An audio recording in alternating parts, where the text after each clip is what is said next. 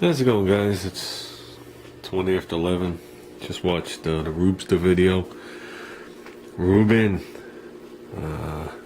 glad to see the car's running on its own. I know I've already seen the videos. Ruben has sent me my own personal text video messages of the car running.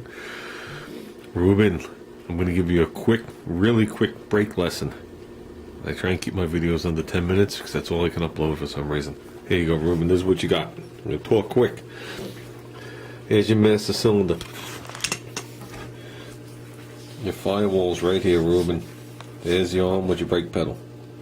Okay, there's your reservoir with the fluid in it.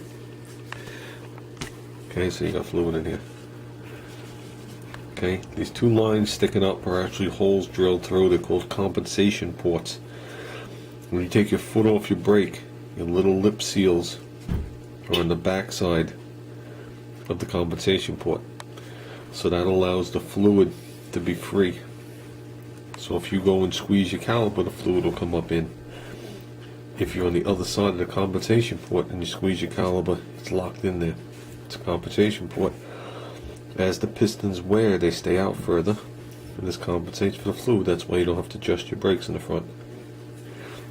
When you put your foot on the brake, this little cup seal closes this compensation point, so this becomes pressurized. Pushes against another cup seal, which moves the front one. There is a rod in there, but that rod only makes contact when it gets buried all the way down. That's why when you lose half of your master cylinder, you have brakes right at the end. That's when the mechanical part comes in.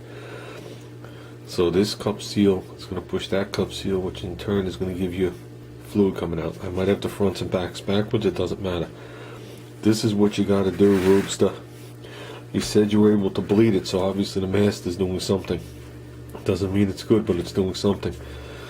Got a rubber hose here, got a rubber hose here, and obviously here's to your rear end, and then there's your brake lines going over. You got a rubber hose here. Need to nicely clamp these off. They sell nice tools, rounded over edges, but if you do it gently, you should be able to clamp this off here, here, and here. And when you step on the brake, it should be right at the tip top. It should barely move. It should just move to the compensation port closes, so your pedal goes out about that far. That's it. You'll say, well, it didn't go down at all. It'll be that high. What that'll tell you is that all the seals are good, and that'll tell you that there's no air up into your calipers and to that part. And if that works out, then remove each clamp one at a time. So remove this clamp, see where the pedal goes. If the pedal only drops down just a hair, you're good. Remove this clamp, does the same thing, you're fine. If you remove the back clamp, the pedal goes to the floor. Okay, see if the rear brakes are out of adjustment, Ruben.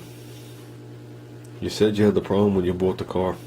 I've bought many old cars that the rear brakes are so far out of adjustment that when you take the drums off and you have the shoe, I have a hard time drawing this, and the material on the shoe, it's balled right to the metal here, and this is like brand new because they've never adjusted the star wheel on the bottom. And these things have to travel all the way out, and then what grabs is just the tip of it. Because basically what's supposed to happen, if this is your drum, Ruben, which now looks like a face, say you're spinning in this direction, when you apply the brakes, it pushes out here, and the shoes cock, okay, and become what they call self-energizing. And because you have a single wheel cylinder pushing here and here, and no anchor at the bottom at all, this is free floating, that means they're self-energizing forward and reverse. If you have an older set of brakes where these are anchored, they're not self-energizing at all. And if you have really old brakes where it has one master cylinder, one wheel cylinder here, one wheel cylinder down here, then they're only self-energizing in one direction. So that's what you do real quick, Ruben. Before I take away that technician label that I gave you, a technician diagnoses then repairs. He doesn't chuck parts at a car. There's a true technician. Okay, Ruben, and I went out on a limb and I labeled you a technician. So before you go buy a master, which might fix it, and then you say, wow, I fixed it. You didn't diagnose it though. You didn't learn anything. You didn't accomplish anything. If it happens again, you'll throw a master cylinder at it and it can need a wheel cylinder because it's leaking out onto the floor. This is how the system works. Really simple, the way I drew it. If you have any questions, you can obviously ask. Pinch it off and make it just a pump with some lines. Okay, and if the system works right, then do what I said. Start by removing clamps one at a time. Don't remove them all, that's not going to help you. Remove them one at a time. This is another way you could check for a frozen caliper, and I don't mean the piston being frozen, I mean the slide being frozen. Because if you have one slide that's frozen, the caliper actually hinges like a swing, and it pushes the piston all the way in, and then you got to compensate for that before it hits again. So it'll bring your pedal close to the floor. So if this is the caliper and you clamp it here, the pedal will go right to the top. You take it off, the pedal will go to the bottom.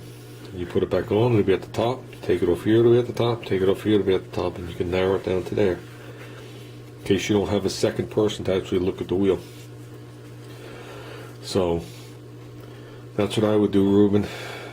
That's what I would do. Diagnose it, Ruben. We can't just change parts.